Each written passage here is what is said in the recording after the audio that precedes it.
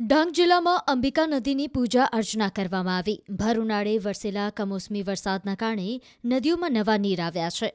એક તરફ ઉનાળાના કારણે સર્જાયેલી પાણીની અછત વચ્ચે નદીમાં નવા નીર આવતા સ્થાનિકોમાં ખુશીનો માહોલ જોવા મળ્યો હતો, જેને પગલે સાધ્વી યશોદા દીદી અને નગરજનો અંબિકા નદીના કિનારે પહોંચ્યા હતા અને સાડી અર્પણ કરીને પૂજા કરી હતી।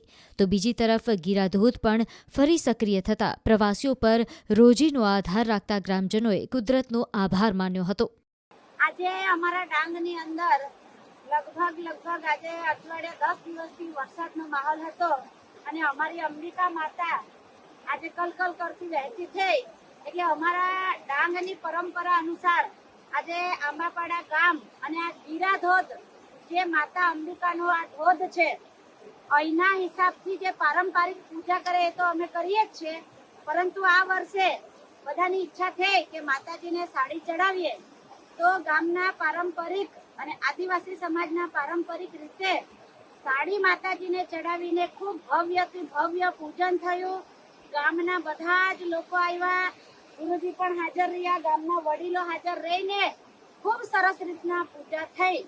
આ અમારે વર્ષોથી પારંપરિક રીતે જે નદી વહેતી છે, જે ગીરાધોધ થકી ઓળખવામાં આવે છે અને વર્ષો જૂની હજારો વર્ષથી આ ગીરાધોધ ને સામે બાજુમાં આવેલી ગિરિધોધ તરીકે ઓળખવામાં આવે છે। ગીરાધોધ એ નરના રૂપે ઓળખવામાં આવે છે અને ગિરિધોધ એ માદાના રૂપે ઓળખવામાં આવે છે અને અહીંયા વર્ષોથી હજારોની સંખ્યામાં પ્રવાસીઓ આવે છે ને મારે પ્રવાસીને પણ એક પેલું કહેવાનું છે કે અહીંયા ધોધ ચાલુ થઈ ગયો છે અને તમે પણ આવો, એમની આનંદ મજા માણો અને સારી રીતે જોઈને જાઓ।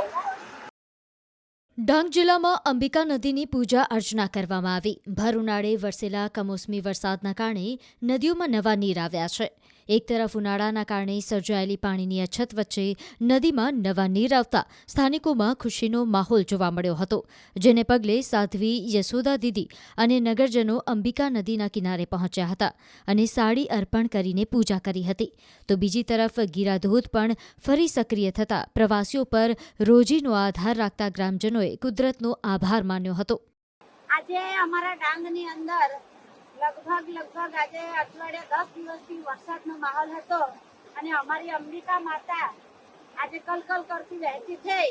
એટલે અમારા ડાંગની પરંપરા અનુસાર આજે આંબાપાડા ગામ અને આ ગીરાધોધ જે માતા અંબિકાનો આ ધોધ છે, અહીંના હિસાબથી જે પારંપરિક પૂજા કરે એ તો અમે કરીએ જ છીએ, પરંતુ આ વર્ષે બધાની ઈચ્છા થઈ કે માતાજીને સાડી ચડાવીએ, તો ગામના પારંપરિક અને આદિવાસી સમાજના પારંપરિક રીતે સાડી માતાજીને ચડાવીને ખૂબ ભવ્યથી ભવ્ય પૂજન થયું।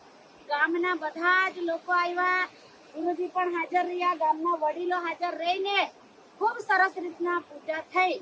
આ અમારે વર્ષોથી પારંપરિક રીતે જે નદી વહેતી છે, જે ગીરાધોધ થકી ઓળખવામાં આવે છે અને વર્ષો જૂની હજારો વર્ષથી આ ગીરાધોધ ને સામે બાજુમાં આવેલી ગિરિધોધ તરીકે ઓળખવામાં આવે છે। ગીરાધોધ એ નરના રૂપે ઓળખવામાં આવે છે અને ગિરિધોધ એ માદાના રૂપે ઓળખવામાં આવે છે અને અહીંયા વર્ષોથી હજારોની સંખ્યામાં પ્રવાસીઓ આવે છે ને મારે પ્રવાસીને પણ એક પેલું કહેવાનું છે કે અહીંયા ધોધ ચાલુ થઈ ગયો છે અને તમે પણ આવો, એમની આનંદ મજા માણો અને સારી રીતે જોઈને જાઓ।